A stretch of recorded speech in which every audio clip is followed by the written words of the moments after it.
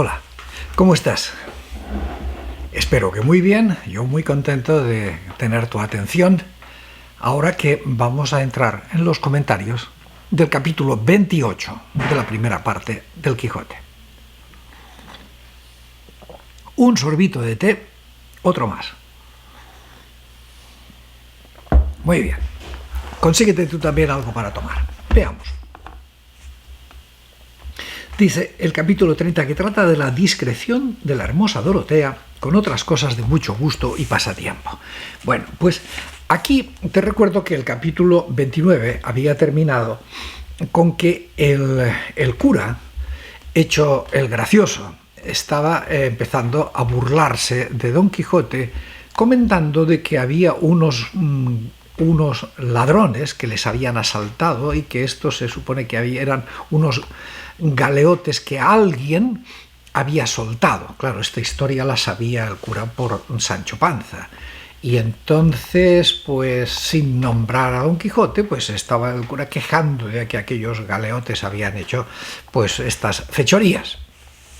Luego sale ya en el capítulo 30, entonces la conversación sigue. Y Sancho Panza pues dice, bueno, eso fue culpa de mi amo, porque yo le advertí, no haga usted eso. Y Don Quijote, pues entonces ya se pone de mal humor y le dice, majadero, le llama así, majadero, a Sancho Panza.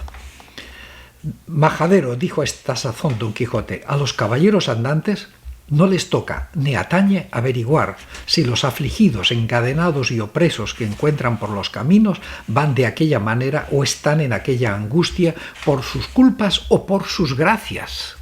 Solo les toca ayudarles como a menesterosos poniendo los ojos en sus penas y no en sus bellaquerías. Yo topé con un rosario y sarta de gente mohína y desdichada e hice con ellos lo que mi religión me pide y lo demás allá se avenga. Y a quien mal le ha parecido, bueno, sigue la conversación. Después, con esto ya muestra Don Quijote que está de mal genio, dispuesto a sacudirle a alguien. Dorotea interviene y le dice, bueno, mire usted, señor Don Quijote, recuerde que usted tiene un compromiso de ayudarme, de darme la ayuda que necesito y que no se meta usted en más líos, ¿no? Vale, entonces con esto Don Quijote se calma, se sosiega y ya está, ¿no? Es decir, porque dice Dorotea, dice, sosiegue vuestra merced el pecho, que si el señor licenciado, se refiere al cura, el que había estado usando la lengua de mala forma, si el señor licenciado supiera que por ese invicto brazo habían sido liberados los galeotes, él se diera 3 puntos en la boca y aún se mordiera 3 veces la lengua antes que haber dicho palabra que en despecho de vuestra merced redundara. Bien, muy interesante que hemos retrocedido otra vez al capítulo de los galeotes, que es un capítulo esencial en esta novela. Te recuerdo que que el gran tema de toda la novela es la justicia. Ese es el gran temazo. Y luego vamos viendo distintos fragmentos, pero es ese. Y fíjate que hemos vuelto no solamente con esta mención ridícula del señor cura, sino porque también ocurre que el señor don Ginés de Pasamonte, curiosamente se encuentra con ellos.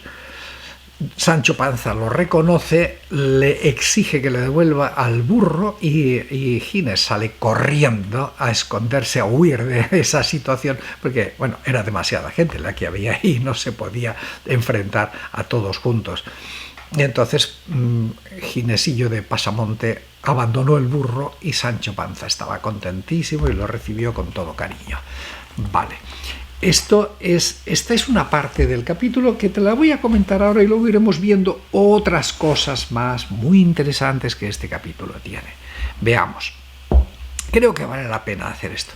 Por un lado, nos encontramos con que Don Quijote hace una acción discutible, controversial, la de liberar a unos galeotes.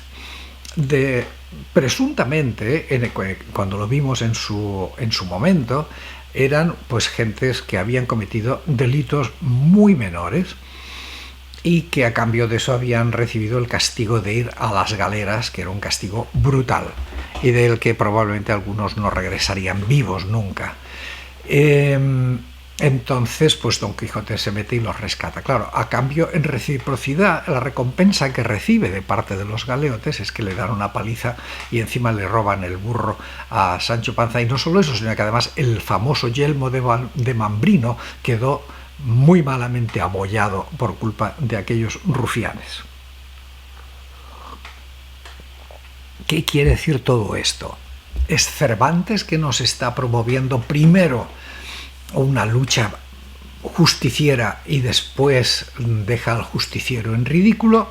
Mira, aquí hay dos cosas a resolver o a comentar muy rápidamente. La primera es el que los galeotes al final se comportaran mal, por decir así, la respuesta de los galeotes fuera pues un atropello contra Don Quijote y Sancho Panza, es por un lado, tal como yo lo veo, una póliza de seguro de Cervantes por si acaso alguien le viniera a reclamar, a decir, ¿qué te pasa? ¿Eres un anarquista? ¿Estás en contra de la ley? ¿Qué quieres? ¿Que esto sea un caos y que los delincuentes anden por las calles haciendo maldades? ¿Eso es lo que tú quieres? ¿Que no haya presos y que abrimos las cárceles y que todo sea un desastre? Entonces Cervantes fácilmente se puede reponer y decir, bueno, mira, señores, esto es una novela que trata de un loco, y dense cuenta además de que queda muy claro de que aquello era una chusma de infelices que por supuesto que se merecían el castigo, y mucho más, porque ¿qué puede ser una gente de baja condición? Estoy empleando el vocabulario de la época. El vocabulario de aquella época pensaba que la gente de baja condición era imposible que se comportaran bien, eran de baja cuna, venían dañados desde el nacimiento y desde antes, desde la concepción, ya nacieron malos, son gente de baja condición. Por lo tanto, ¿qué más da si al final les castigaron injustamente? Seguro que se merecían el castigo por una cosa o por otra. A lo mejor el uno robó poquito, pero seguro que antes o después había robado más, con lo cual bien hecho está. Entonces Cervantes con esto tiene su póliza de seguros. Si la Inquisición o alguien le viene a decir, a ver, ¿qué te pasa? ¿Qué te pasa, muchacho? ¿Que estás en contra de la aplicación de la ley? No, esto ha sido una escena ridícula, y al final queda demostrado pues que a la chusma hay que tenerla sujeta y atada a corto. Entonces, bueno, muy bien, ya vemos que tienes las ideas claras y que no estás aquí confundido con extrañas modernidades. Bueno, entonces este es uno, pero después hay otra segunda versión, que yo creo que es clave también en esto, y aquí están las palabras que te acabo de leer de Don Quijote, que dice, ¿a mí qué me importa si aquella gente iba encarcelada por bellaquerías que habían hecho o por su gracia? Porque a veces también la gente iba encarcelada por haber hecho cosas buenas, por haber dicho la verdad en algo, por haber enseñado en la cátedra, por ejemplo, como Fray Luis de León, por haber enseñado en la cátedra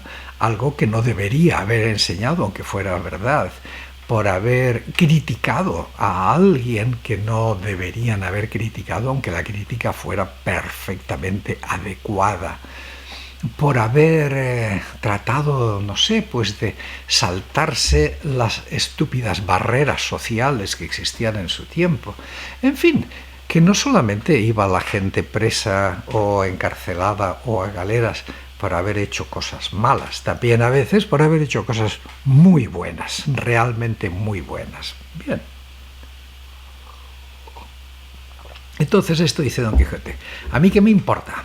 ¿Se han ido por bellaquerías o por gracias, o por sus gracias? Ese no es mi problema. Yo veo gente que está sufriendo y mi misión es rescatarles. Vamos a ver. En los tiempos presentes Y probablemente no solo en los tiempos presentes, sino desde mucho más atrás, pero en concreto en los tiempos presentes, cuando hablamos de justicia, siempre o casi siempre, en el lenguaje popular, no estoy hablando en el lenguaje de los juristas, de los teóricos del derecho, no, eso es otra cosa. Es decir, en el lenguaje, cuando hablamos de justicia, casi siempre, inevitablemente, nos estamos refiriendo a la justicia punitiva, a la justicia que castiga, la justicia que toma justa venganza del criminal. El que cometió un homicidio tiene que pagar por eso, el que robó tiene que pagar con eso, el que maltrató a otras personas tiene que pagar. Esta es la justicia punitiva. Justicia, pues sí, pero ¿sabes qué? El tema es que yo creo que lo que está diciendo Cervantes me parece a mí que va mucho más allá. Es decir, la justicia no solamente consiste en castigar con arreglo a derecho, con arreglo a ley, lo que sea, castigar al culpable. La justicia es también una virtud, es una virtud.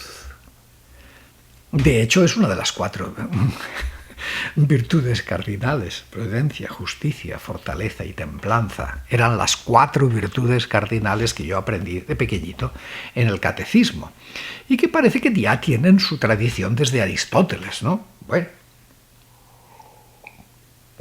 es una virtud que no solamente consiste en castigar, ni siquiera cuando hablamos de Dios. En Dios, la justicia y la misericordia son la misma cosa. Están fundidas. En Dios no hay partes. En Dios es amor.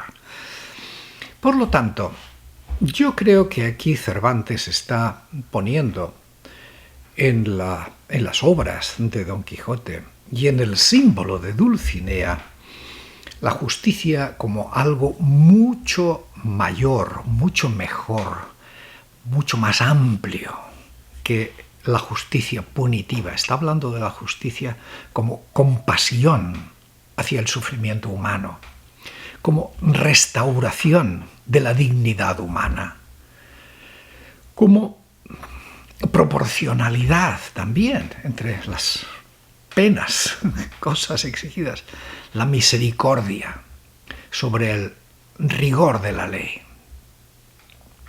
Acuérdate de aquella frase de la Sagrada Escritura de misericordia quiero y no sacrificios.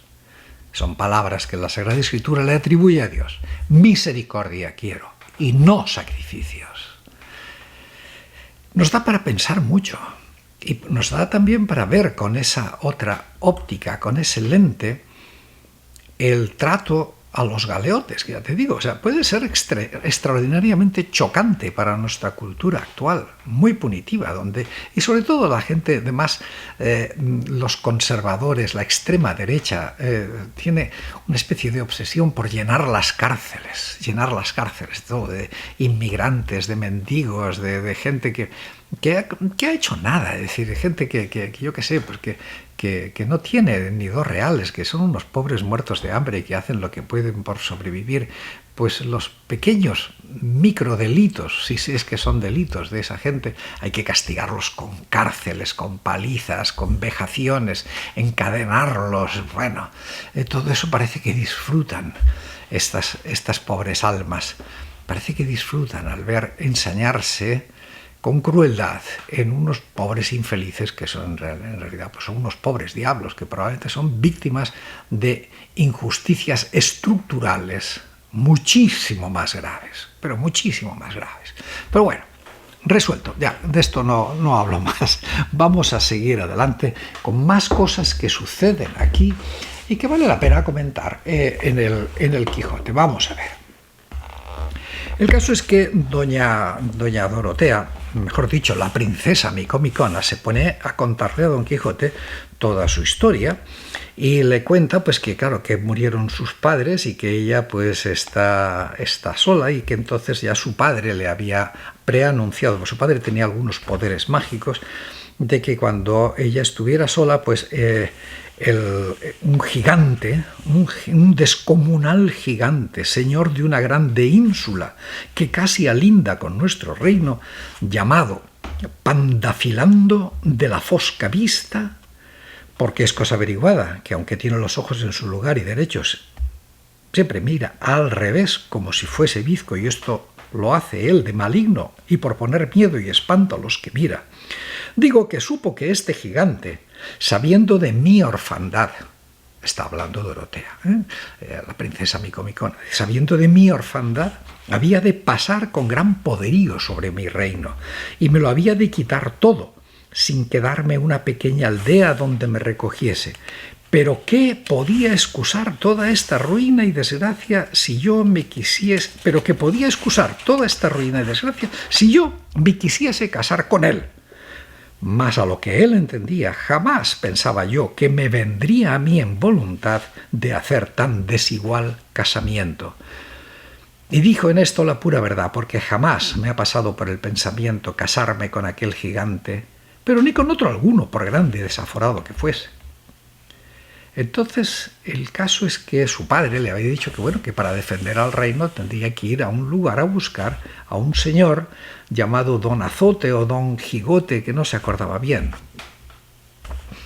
Entonces, fíjate, aquí en esta historia es muy curioso, porque el Pandafilando de la Fosca Vista es en realidad, está puesto en la voz de la princesa Micomicona, es en realidad Don Fernando, es el mismísimo Don Fernando. Pandafilando, pues es un nombre extraño, ¿no? Es decir, es algo que tendrá que ver, qué sé yo, con algo que es de alguien que está hilando está tramando, está juntando hilos, el pandafilando, y de la fosca vista, pues porque es un tipo de mala vista, que es un tipo descomunal y desagradable, que anda tramando cosas, que tiene una mirada en parte lujuriosa, en parte mala, de querer apoderarse de todo. Entonces este fulano, que era el que se quería apoderar de todo, o sea, a no ser de que aceptara casarse con él. Claro, aquí sale la palabra clave, desigual casamiento, que es exactamente lo mismo que le pasa a la Dorotea real con el tal Don Fernando. O sea, Don Fernando es un tipo muy poderoso, el gigante Pandafilando, muy poderoso, que quiere apoderarse de todo lo que tiene Dorotea, quiere quedarse con la propia Dorotea, con un desigual casamiento. Entonces aquí está esta como relación muy, muy interesante. Entonces, bueno, pues Don Quijote que va y dice que no, que tranquilo, que yo lo voy a poner todo en su sitio, ¿no? Y después, bueno, pues vuelve a salir el tema, una vez más, de que Sancho Panza quiere que Don Quijote se case con la princesa Micomicona. Esto él lo tiene clarísimo. Y claro, entonces pues se le ocurre decir que, bueno, que dice, piensa, dice, ¿es por dicha más hermosa mi señora Dulcinea?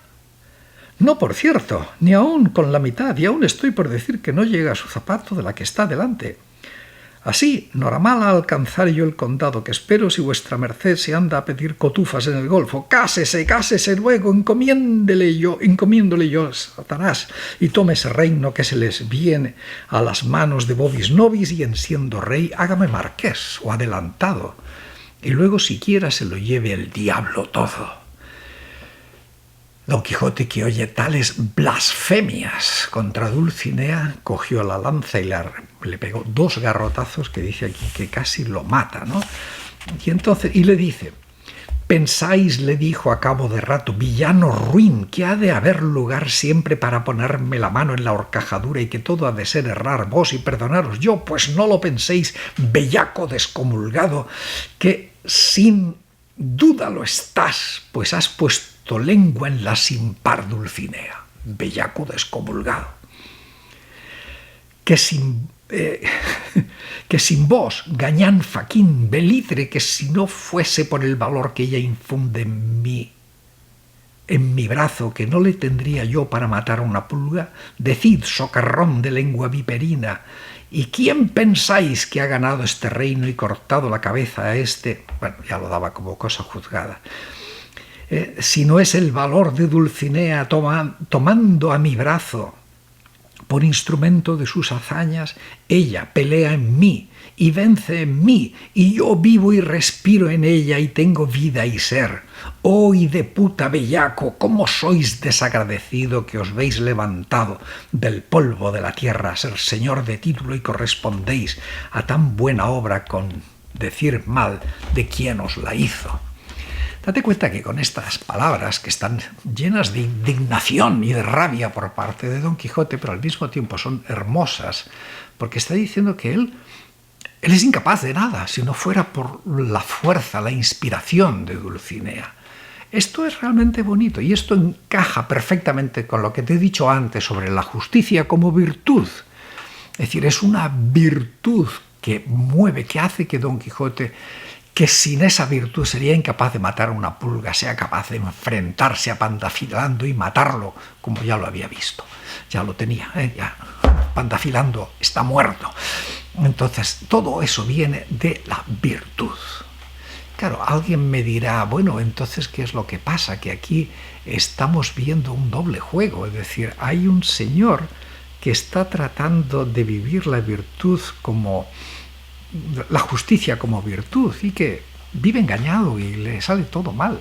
Y en cambio se está empeñando en luchar y en pelear por una justicia, por un acto justiciero que es falso, que le han engañado, que no existe el Pandafilando, que no existe Micomicón. Es muy curioso todo esto. Yo lo que te diría es que aquí Cervantes nos está dando una clave muy interesante, y es que, ojo, la justicia como virtud es un ideal a conseguir. Nunca lo conseguiremos plenamente. Nunca se va a conseguir la justicia al 100%. Es una virtud. Es una virtud que nos mueve a actuar, que nos empuja a actuar, que no se queda tranquila ante la injusticia. ¿Que siempre habrá algún tipo de injusticias? Por supuesto, siempre. Lo mismo que no existe nada, no hay ninguna virtud al 100%. Teóricamente los cristianos creemos que la virtud perfecta únicamente está en Dios. Él es el sumo de la virtud, y donde todas las virtudes se confunden, y en donde en Dios mismo la justicia, la prudencia, el amor, la compasión, la misericordia son la misma cosa. Pero para nosotros, simples, humildes mortales, son cosas distintas, y en ninguna de ellas vamos a alcanzar la perfección, pero sí estamos empujados y obligados, si es que queremos ser humanos, si es que no queremos convertirnos en un gusano o en un cerdito, con perdón de los cerditos. Estamos empujados y obligados a buscar la virtud, cada vez mejor. Bien, pues la de cosas que da para hablar este discurso de Don Quijote. Bien, entonces, pues nada, al final Dorotea también interviene y se le perdona. Y luego hay una conversación también muy interesante en donde el cura, Cardenio y Dorotea se quedan admirados. ¿Y cómo es posible que este hombre, que a veces dice cosas tan inteligentes y tan sensatas, otras veces en cuanto a lo que toca a las novelas de caballería, sea tan torpe, ¿no? E incluso les admira que se haya creído todo el cuento de la princesa Micomicona, como que parece demasiado burdo. Hay muchas causas por las que sospechar. Y en esta conversación pues también se intuye, está en el ambiente, algo que va a estar constante en toda la novela. Y es que quizá Don Quijote está fingiendo, es un loco fingido. Pero de eso ya seguiremos hablando. Cuídate mucho, termino el capítulo. Hasta pronto, sé feliz.